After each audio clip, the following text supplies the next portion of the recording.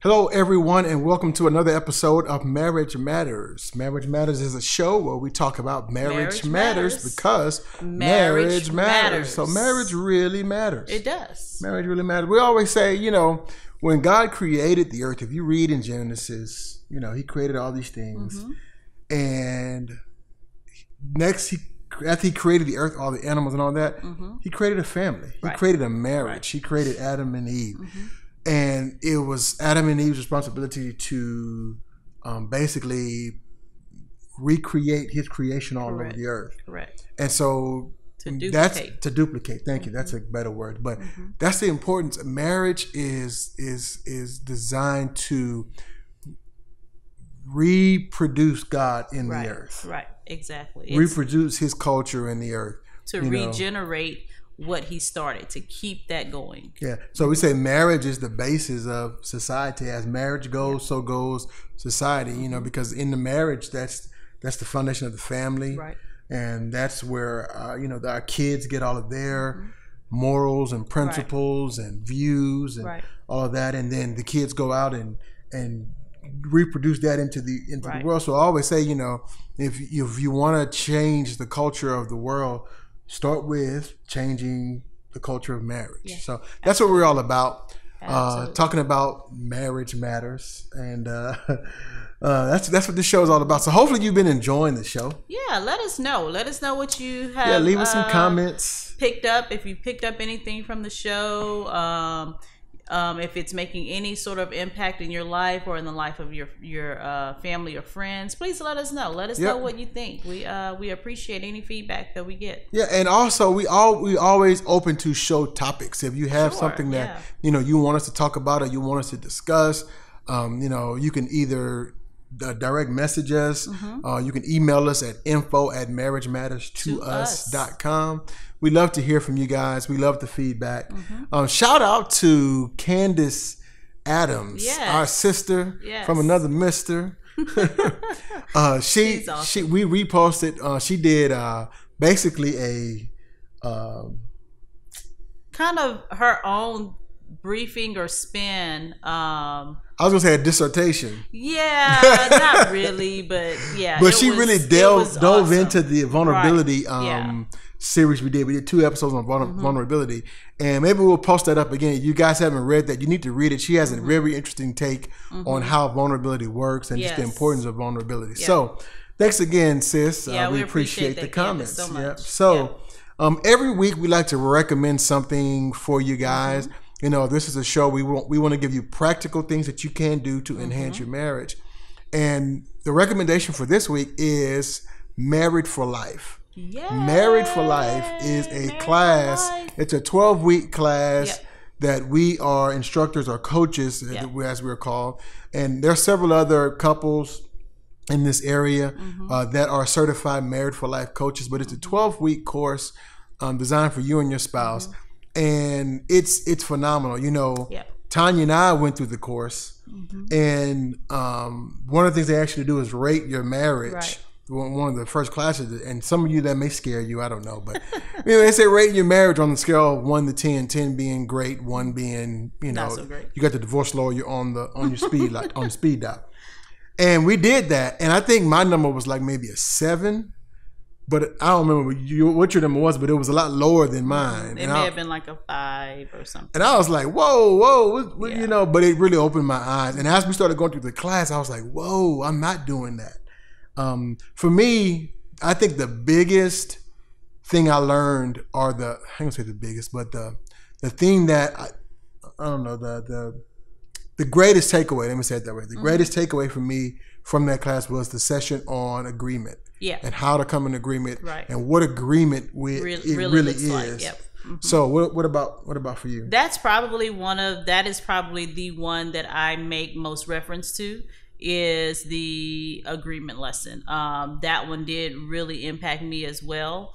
And I think maybe because of our personalities, and we both tend to either defer to one another, or if we feel very strongly about it, then we stand our ground and the other person winds up kind of giving in. So I think that really helped us to learn to really come into agreement. Yeah, but anyway, so we took the class and it totally changed our marriage. Yeah, totally absolutely. enhanced. And every time we teach it, it changes our marriage. Yeah. It enhances our marriage. So. And I thought at the time, and we did at the time, we had a pretty good marriage. But absolutely. And that brings me to our next point. Married for life is not just for people who are struggling in marriage. Right. It's for people who have a great marriage. Yep. But you want to go to the next level. Right. Or you may not even know that there is a next level. There is a next level. Right. So That's we good. talk about topics like how to live a covenant, or what it is mean to be in covenant. We talk about, like we said, agreement. We talk about spiritual intimacy.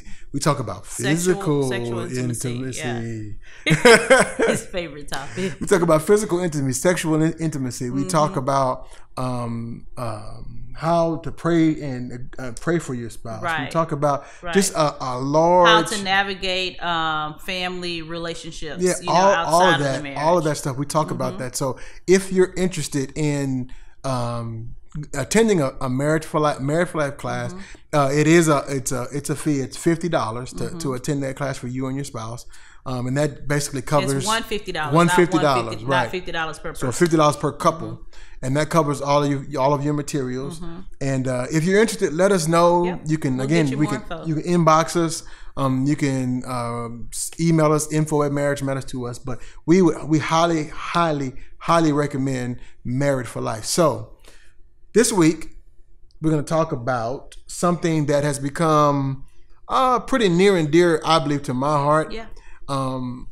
We mention this all the time. We love listening to podcasts. We're all about not only growth in our marriage, but we're all about personal growth and personal development.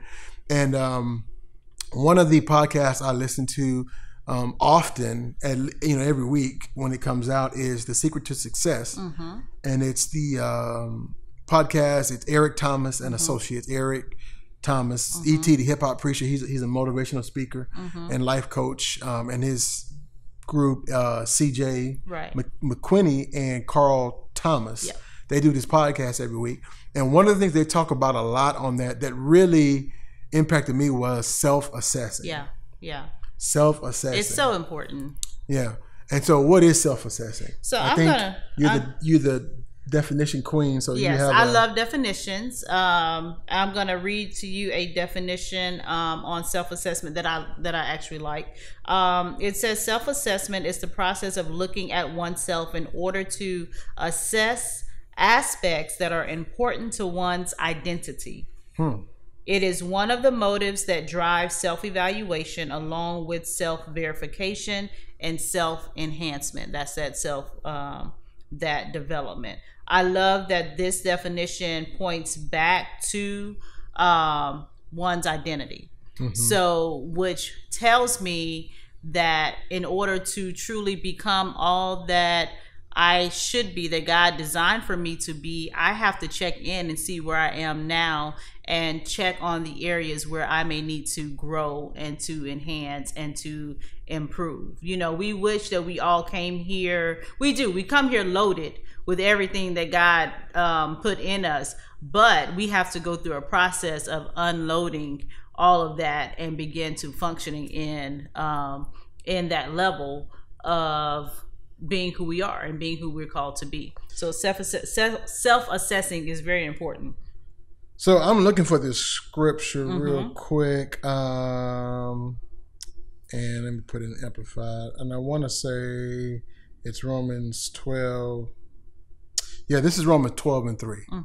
And it says this: "For by the grace of God given to me, I say to every one of you not to think more highly of himself and of his importance and ability than he ought to think, but to think so as to have sound judgment, as God has apportioned to each a degree of faith, a purpose designed for service." Yeah.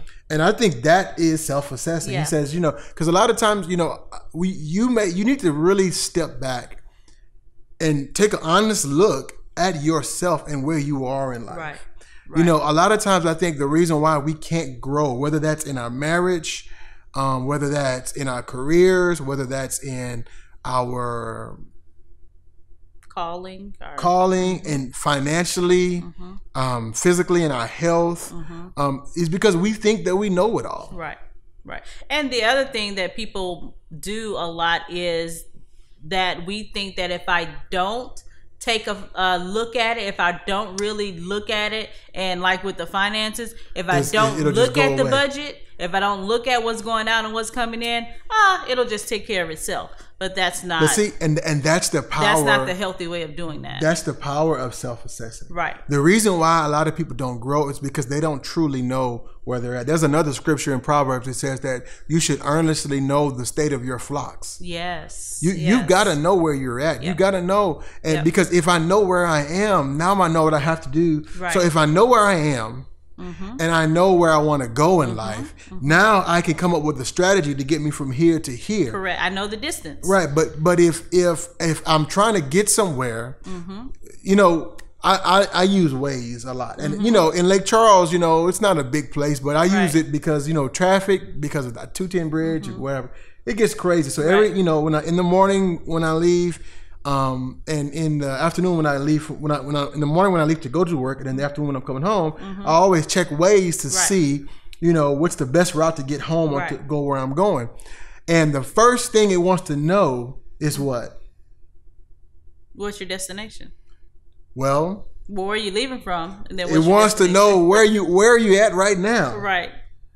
Because you could put your destination in. Right. But if Waze doesn't know where you're at right now, your destination does you no good. So again, with your marriage, you could want your destination could be Clarence Cliff Huxtable. You know, that was always my, you know, idol couple growing up, right? Clarence Cliff. If that's your destination, but if you don't know where you're at right now, you don't know what you have to do to become that. Or it could be maybe another couple, I don't know, in your church or whatever it is. If you don't know where you're at right now, then you cannot. It's hard for you to get to a place, to a destination when you don't know the story. Where you are now, right? You know? So that's what self-assessing is all about. It's all about finding out and being honest. And that's the other thing with self-assessing. You had said something earlier. What you said, you had made a point. What was the point you made? You said, I can't remember what you remember what it was either. I don't know what. Anyway, oh well. But you were saying, I can't remember. I gave the definition of self-assessing. No, it was a point you made after that. Anyway. Okay. Don't know. But you have to know, you have to be honest with yourself. So that way, you know, I wrote this statement down here. Excuse me. If you don't know, you don't grow. Yeah, that's so true. If you don't know where you're at, if you, and here's the other dangerous thing. Here's something that's even more dangerous than not knowing. Is thinking you're somewhere where you're not. Correct. Yeah. You know, like when we talked about, in the Marriage for Life class, when we did that assessment of our marriage, right at the beginning, I thought we were a 7, but you were saying no, we're a 5. Right. So I'm going through my life thinking I'm a 7 in my marriage. Right. So I'm not even trying to do the work to get to the 7 because I'm already a 7. Right. And I think my wife is happy, and I think everything is happy-go-lucky and hunky-dory. And some of you are like that right now in your marriage. You really don't know because you've never really taken the time to really do a self-assessment of yourself or even your marriage to see where are we at. We do it in everything, though. We do it in Where if you think about kids at the beginning of the school year, the teachers will assess where the children are. They do a halfway check, midpoint of the year, and then we have end of year testing. And what do? When they send home scores, it shows how much growth that child has had, or if they have not had any growth, which is a problem. You know, we do it on our jobs. We have, you know, these check-ins with our bosses, and they come in and they evaluate us to see how much we have grown. If we are not growing in what we're doing, are we giving value to the company? You know, so it's the same thing in marriage. If I'm not growing as a person, if I'm not checking to see where I am now and how far or how much I need to grow, how much longer will I be adding value to this marriage, especially if I'm married to a person who does the self-assessing and they are growing and they are doing their work for their personal development. Yeah. And it really helps to, whenever you do a self-assessment and you are honest with yourself, it opens the door for you to get the help that you need. Correct. I'll be honest with you, even with Married for Life, the couple, Alvin and Pat Guillory, shout out to the Guillories. Hello, Guillories. They were our teachers in Married for Life. They were our coaches in Married for Life. And they were doing the class for maybe 2 years. I don't know how long it was. Probably no, it's longer than 2 years. And Tanya would say, "Hey, why don't we go take that class?" And I'd be like, "We don't need that class. I mean, we good." Right. So in other words, in my mind, I thought we were at a level. Right.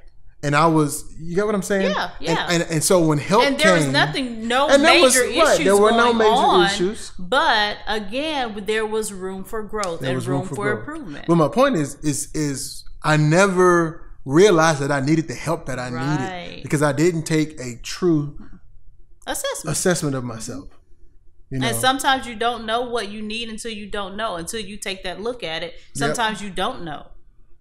That's why it's important to self-assess and evaluate and ask questions, to yourself about yourself. And then, if I have certain expectations of you, before I can place an expectation out there, then I need to check with myself and say, well, hey, are you, is this something that you're implementing? Are you doing this? Are you making sure that his need is met in this area and you're expecting it in return? It's like sowing a seed. So a couple more points that we'll make because we're getting kind of low on time here, but self-assessing is not having a negative self-image. Right. So we're not saying that you can't have a positive self-image, but we're saying just to be honest with yourself and understand and know the areas in where you are lacking and the areas that you are deficient in. Because once you know, then like I said earlier, then you can put a plan in place to grow in those areas. Right. So when I realized that my wife saw our relationship as a 5, I'm like, whoa, I got some making up to do just to get her where I think, forget about the 10. And that's the other thing. When you self-assess, it allows you to set realistic expectations and realistic goals. Yes. We got this thing, and I love it. We have this thing where we always say relationship goals. And I mean, I love it. We had a good friend of ours the other day. She took a picture of us. Oh yeah. And maybe I don't know. Maybe we'll put the picture up. Or maybe it was a video. I can't remember. I think it was a picture. But we'll put it up. And it was so sweet. And she was like, relationship goals, and that's great. But again, to know if you want to get to a goal that you see, you have to know where you are first. Right. And then now I can say, okay, here's what I need to make up. Here's the areas. Here's what I need to work on me in order to achieve that type of relationship with my spouse or that type of relationship with my significant other. Right. But until I'm honest with myself, then it's hard for me to reach that goal. Right. And guys, growing up, I never heard any of this stuff. Yeah. I never saw, couples may have done it, I don't know, but I never knew this. And so if you've never known that these things are needed or that you should be doing them or never considered them, guess what? Now you know. Now you can put into practice the things that are being taught, the things that we're teaching or that you're picking up from other couples, and begin to put them into play and into practice for your marriage growth. And then as you continue to do that, you'll see as your children get older, they will put it into play, and you begin to change and transform generations to come that are coming behind you. And so if you come from a history of family of divorce or what have you, you can change that. Yeah. By doing these simple things. Yeah. So here's some practical things, in self-assessing, you need to actually physically sit down and have that conversation with yourself. If you have a journal, we practice journaling. You write those things out. Okay, be honest with yourself. What are some areas where I know I'm lacking? Right. And just to be vulnerable and transparent here, So I know that in the past, I've had a problem with procrastination. That's been one of my things. In my personal life, in my career, I often put things off, especially things that are hard. I tend to put them off and I want to do the easy things first. So I had to self-assess and say, okay, you have a problem with procrastination. So now, whenever a task is given to me, I have tools that I can use. One thing is I've learned a lot, and this from my career. I've learned project management and how to have charts and plan things out to say, okay, by this time I should have A, B, and C done. By this time I should have this, and this done. And I hold myself accountable to that timeline. And I have other people on my job, i.e. my manager, to hold me accountable to that timeline. He can see that project plan, and so I know that I got to have these things done instead of waiting to the last minute to do everything, and maybe miss, and so my efficiency goes down, my excellence, my attention to detail goes down, right? Because I'm trying to do all these things. So that's an area I knew. Because I self-assessed, I knew I had a problem in that area. So what that did was it helped me put tools in place to make up that gap. Another thing that helped me with that was the Secret to Success podcast. And they do a lot of things on execution. And am I still working on it? Yes, I am. And the other, so that's one thing, is really sitting down and doing a true self-assessment, looking at your life. And we like to identify the areas that we're doing great in. But be honest with yourself. What are the areas that I'm struggling in? And it's not an opportunity for you to, have a woe is me party. It is simply an opportunity for you to challenge yourself to grow in these areas, to improve your life and to improve your marriage. And it's not even, like we said, it's not about a negative self-image. This is actually is a positive thing when you are honest with. The worst thing that you can do is lie to you. Why would you want to lie to yourself?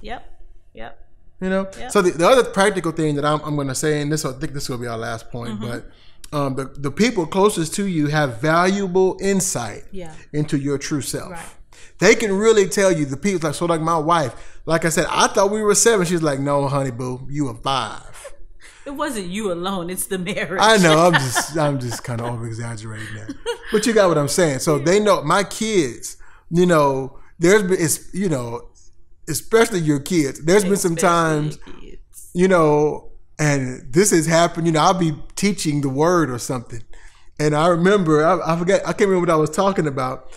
And I was saying, I do such and such and such and such, and I do such and such. And I'm like, my girls are sitting right here. What, am I right, girls? And then Bailey was like, well.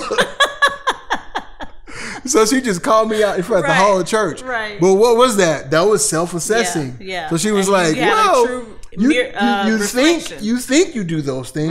And so but that's a good thing, because you probably have intention on doing those things. I intend to be this person. This is the person that I want to be in my mind, but there's no action, no follow through, or I give 30% of it and I don't give the full 100. So listen to this. So this is I was listening to a podcast this week, and they said this, that a person's actions tells you who they are. A person's words tells you who they want to be, who they aspire to be.